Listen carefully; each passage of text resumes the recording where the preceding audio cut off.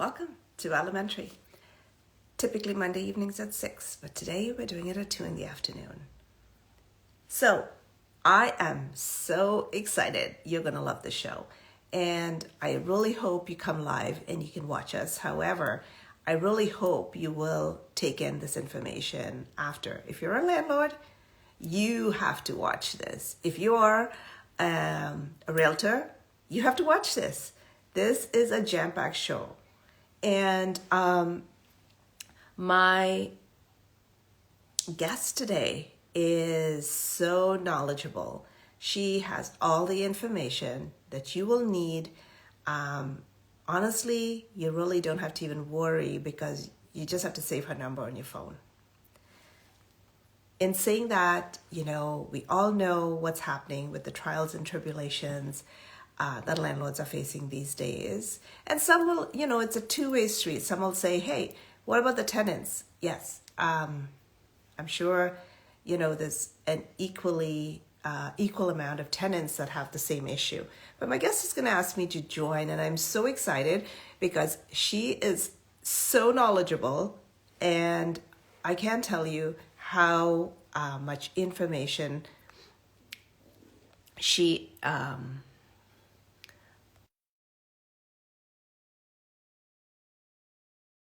the show every time. Doesn't matter which show she's on, she is fabulous. Not sure. Go live.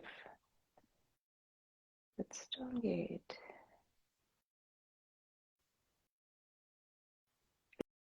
Bita, can you ask me to join? I sent you a request. Oh, it said Stonegate declined.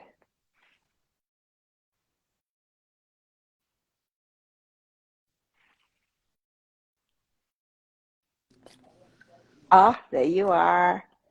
Thank you again.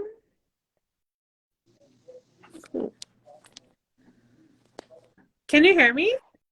Yeah, I can hear you. Perfect. Yeah, awesome. Thank you so much. So I went live a few minutes ago, and now we're live again. So thank you again. So let's get started. You've been on the show before. I've introduced you before. For some people who may not have watched that show or may not know who you are, introduce yourself and your Instagram handle. Awesome. Good afternoon, everyone. My name is Bita Dilisi. I'm a licensed paralegal with Stonegate Legal Services. We provide support to realtors throughout the province of Ontario. Realtors, landlords, and investors because of our real estate background. We are here to support you, and I'm looking forward to this live with you. Perfect. I did kind of go into telling them what I think the world of you. You know that. I think you're fabulous. You always provide so much information to people for free. So thank you for that. It's so appreciated. But tell us a little bit about yourself, a little bit about your background so people understand how you have such great insight on this. Awesome. Okay, so I actually have a real estate background. My career started back in 2004, 2005 when I obtained my real estate license. And I started acquiring landlord and investor clients who, they weren't in the country or in the province, and they didn't know how to tend to the day-to-day operations with operating rental properties. So just like all my real estate counterparts, I offered to manage their rental properties.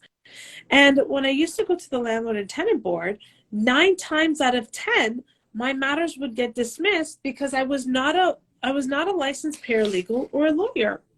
So I went back to school. I obtained my paralegal license, and then my business just shifted a little bit. And what I mean by that is that I started being approached by managers, broker of records, education coordinators, in an attempt to help provide support and educational training seminars for their agents. So that's what we started doing, and that's because of our real estate background. And we provide support to realtors throughout the province of Ontario.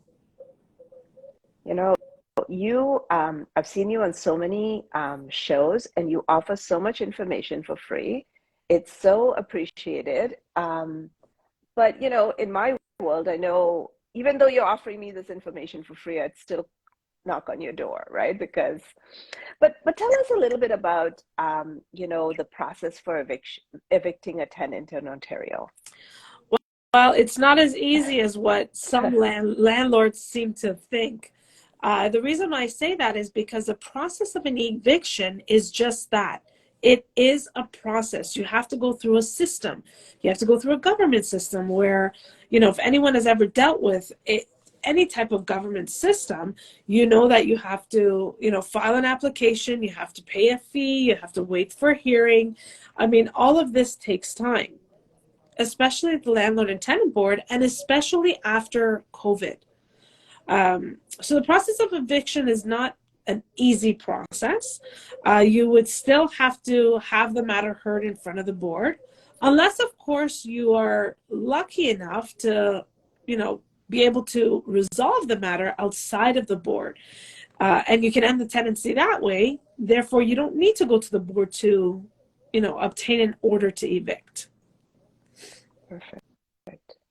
So, what are landlord's obligations to maintain the rental unit in Ontario? Well, in accordance to Section 20 of the Residential Tenancies Act, a landlord has the obligation, has the responsibility to provide a unit that is safe and habitable. What that means is that the landlord is responsible for maintenance and repairs. And what I mean by that is snow removal, shoveling the grass, snow removal, cutting the grass, salting, changing the light bulbs, changing furnace filters, paying for the hot water tank. These fall all under maintenance, which is the responsibility of the landlord. Many landlords think that, I'll just put it in the lease agreement that the tenant is responsible to, cut the grass or shovel the snow. And it doesn't work that way because the landlord is responsible for maintenance. Yeah, I've seen that too, where people think they can just put that little clause in and it covers them, right? Yeah. And so what they're going to do if the person doesn't shovel or slips and falls? Exactly. Yeah. Exactly. I tell my landlords, guys, you either have to have a contractor's agreement, which is basically you're hiring the tenant to do it, or you have to do it yourself. Right? And so, yeah, no, absolutely. And I think that's good advice, right? Because I think that's where people really fall short. I mean, there's so many areas where people can learn so much more. And you offer it for free. So, I mean, but people listen and they still do what they want to do, right? Yeah. But you know what? Many landlords, they don't know. Many of the new landlords, or I would say the younger generation landlords, they just don't know. And when you don't know, you do things because you don't know. Yeah. But ignorance is not, good enough. That's right. Ignorance is not an excuse. And you know what? I'm glad you said that, because that is what the landlord and tenant board will tell them. Ignorance of the law is not an excuse. Just because you didn't know doesn't mean you're released from your responsibility. I'm kind of going off track a bit, but I have the same issue with, I mean, no offense, please. I have lots of realtors watching it. Some of you are brilliant, and some of you are very due diligent and you give the right information. But I have some others who are not, and they don't inform their tenants accordingly. So if the tenants say, "I want you to do this," or "I want you to say this," they don't really say to the tenant, "Hey, hold on a second. Really, the law says this, right?" So, and that's the part, like sometimes I feel like I should have to go and educate or someone else, right? You know what I mean? Yeah. Yeah, no, absolutely. A lot of the times, the landlord will turn to their realtor for advice. because they've built that relationship with the realtor. But sometimes the agents don't even know. That's why taking courses and updating yourselves with these type of scenarios or laws is very important. Yeah. No, I totally agree with that. But as a landlord, you know what I would say to people is, I'm not promoting you to promote you. I think you're fabulous. You know all this stuff.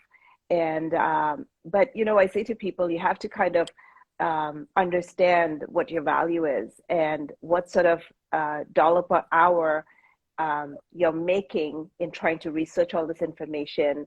And like, what's your dollar per hour to do this, right?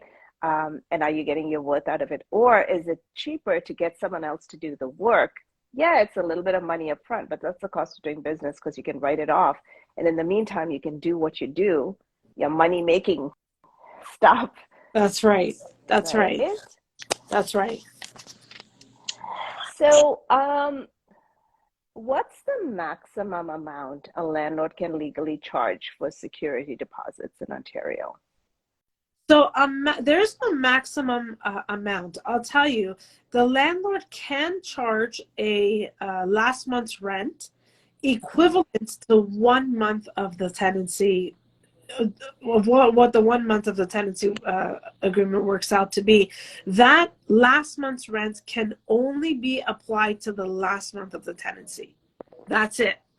It cannot be for anything else. You cannot use that for anything else except for the last month of the tenancy. That's it. So if the rent for the property is, let's say, $3,000, then the landlord can charge $3,000 as a last month's rent. Okay.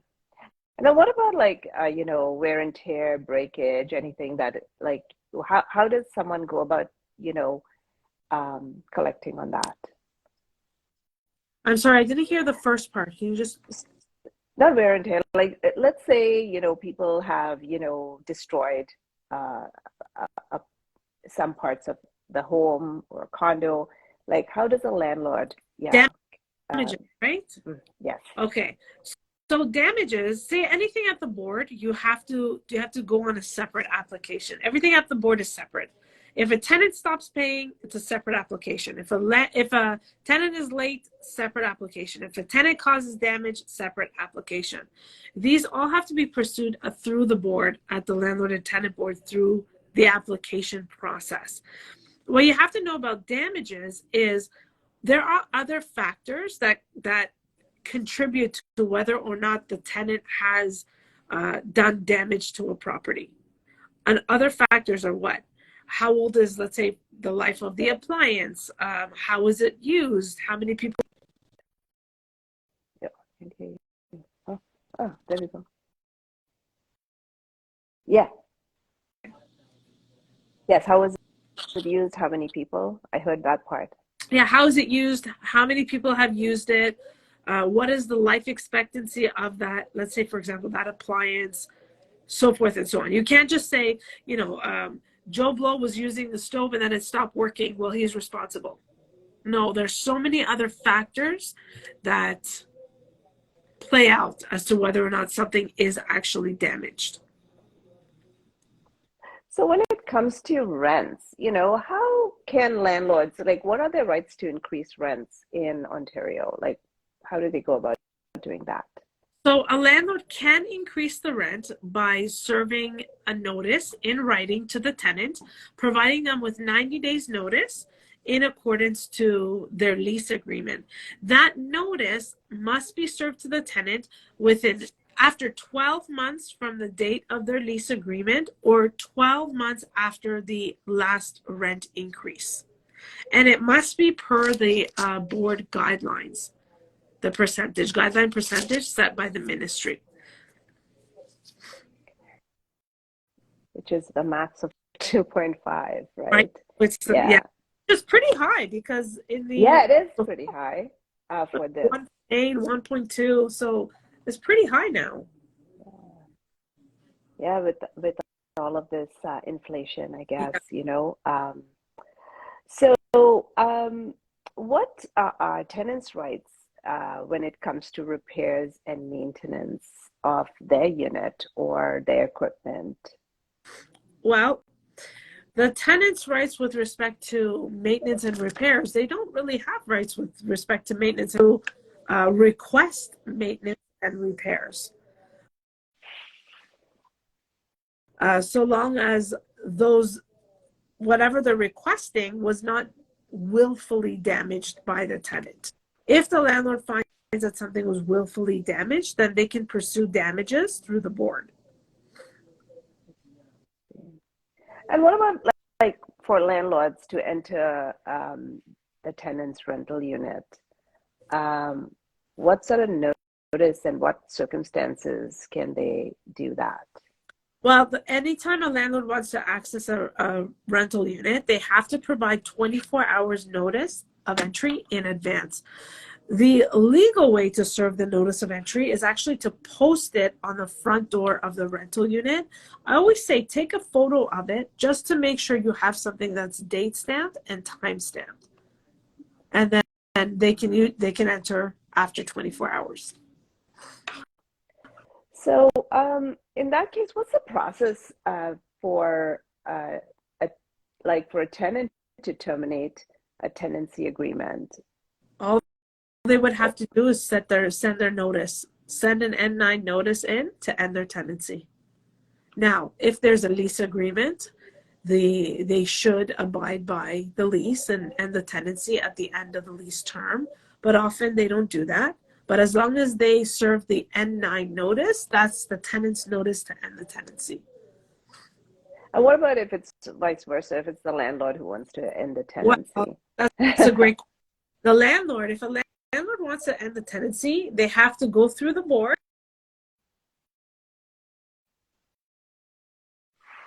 What's going on? Is it mine?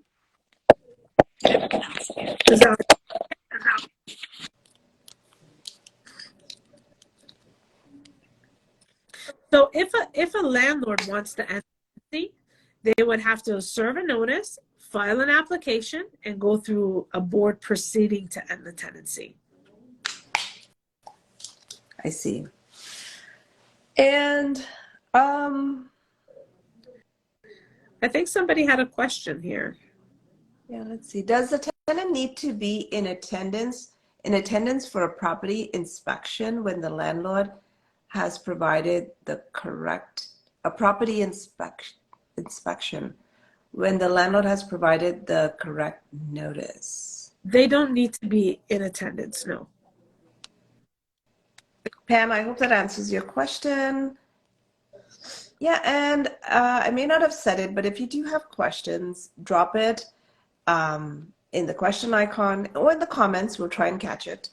And just wave to us if we skip it accidentally. Yes, Pam says yes. So can a landlord refuse to rent a property out to someone based on, race, religion, sexual orientation? No. That is contrary to the Human Rights Code. And if a landlord does that, they're opening themselves up to a human rights complaint. Yes, and that is, if you've done human rights complaints, yes, and if you've ever been part of it, that board looks at things in a little different light. So just be mindful of that, please, because you can find yourself in a lot of hot water. Big time. So what are some of the steps a landlord can take if a tenant is not paying rent? Well, if the tenant is not paying rent, the landlord can serve the notice for non-payment of rent, file it with the landlord and tenant board, and proceed through the landlord and tenant board to obtain an order to evict. But even on a non-payment of rent application, if the tenant pays, they can stay. Yes.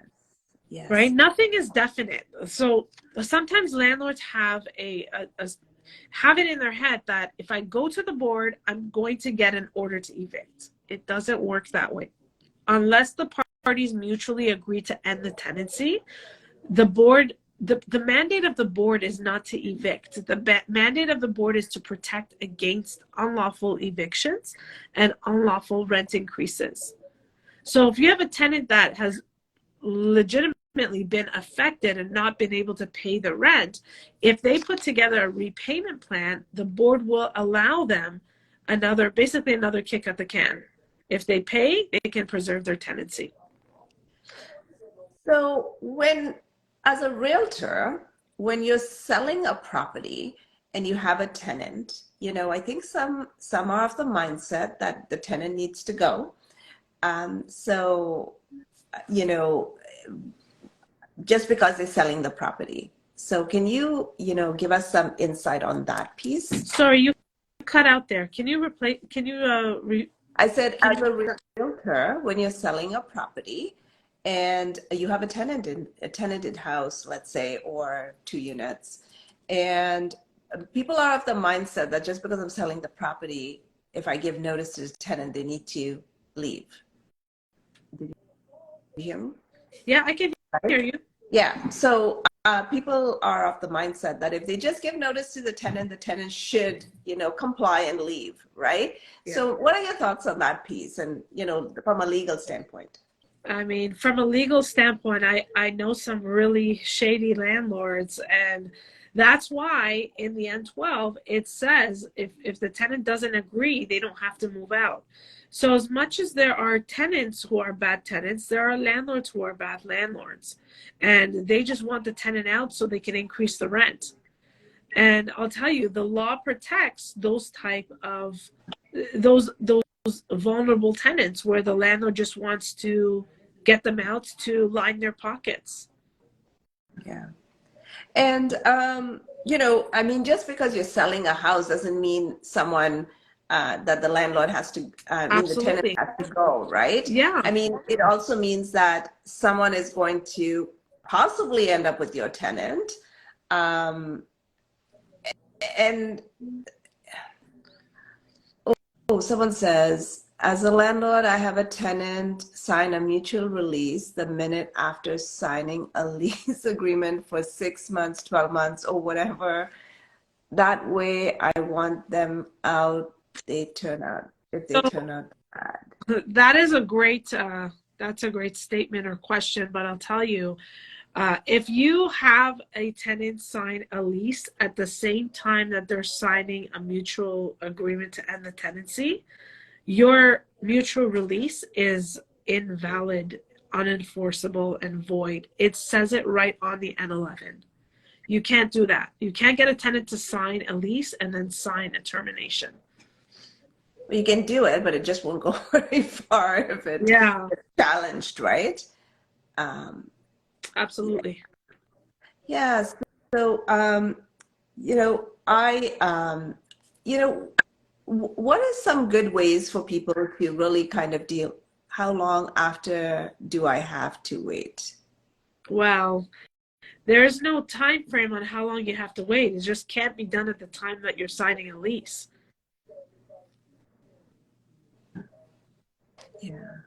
Yeah, and I think the person is trying to say that if they have I mean, I guess you can't foresee that someone's going to turn out bad or be a bad tenant. I mean, some of these tenants who are bad, like, I mean, there's some amazing tenants, you'd want to take them wherever you go. But then there are some who are professionals, right? And I unfortunately, there's no way around this because you'd have to prove when this was signed. That's right. And, there's a lot of little, I don't know how you would get around this. I mean. Yeah, you're going to have a tough time getting around that. It'll be dated. If it's dated, I mean, if you wait, I don't know, 6 months or it just can't be the day that you're signing the lease. But even if you get a mutual, let's talk about this. Let's unpack it a little bit, because even if you get a mutual release, right? And the person decides not to go, what are you going to do? I don't know. Yeah, but you can't get a mutual release at the same time that you're entering into a lease. That's right. And you're going to have to prove, right? Like, I mean, the onus always lies on, like, if you, like, when you get into employer-employee relationships, employer always has to prove. When you get into a landlord-tenant relationship, you're looked at as the superior. I don't know if I'm using the right words, but so technically the onus is on you to prove, because you're supposed to be the landlord, Correct. the you know so you're going to have to provide that proof. I'm thinking. Correct. But if you have questions, pardon my life journey, I would suggest give Bita a call. And if you have some issues with bad tenants, I'm sure she can help you out. But what is the one thing you can for sure get somebody out, or you can try to get someone out if you were planning to list your home? What's one way? Cash for keys.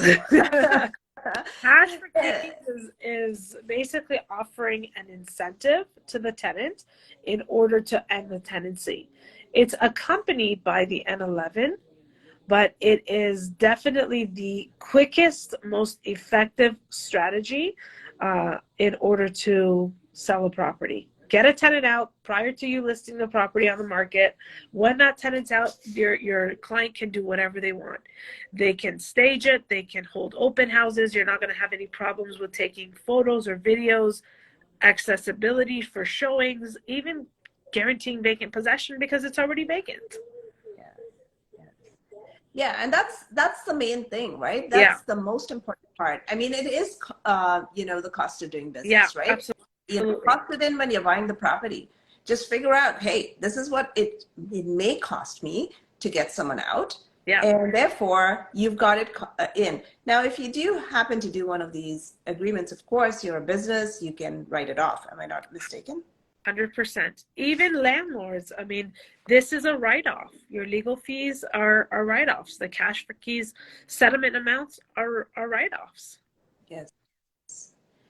And then someone's asking a question going, how about get N11 1 month after lease agreement? You can get it signed whenever, just not at the time that you're signing the lease. And someone else is asking, what thoughts on illegal basement rental? I mean, it's illegal. As long as it's safe, there's no issues. A unit doesn't have to be legal or illegal. I was having this talk with a gentleman earlier today. Sometimes landlords know it's illegal. They rent it out because they want that income. And then when the tenant gives them a hard time, they say, it's illegal, get out. Well, no, Mr. Landlord. You can't just use a tenant to your benefit and then just kick them out because you don't like them anymore. You decided to rent it out. Now you have to face the consequences. And that consequence is that tenant can continue their tenancy. A unit doesn't have to be legal. It just has to be safe. And I've seen some units, and even, and some units in really bad condition. I mean, I don't know how people are so proud to rent those places out. I mean,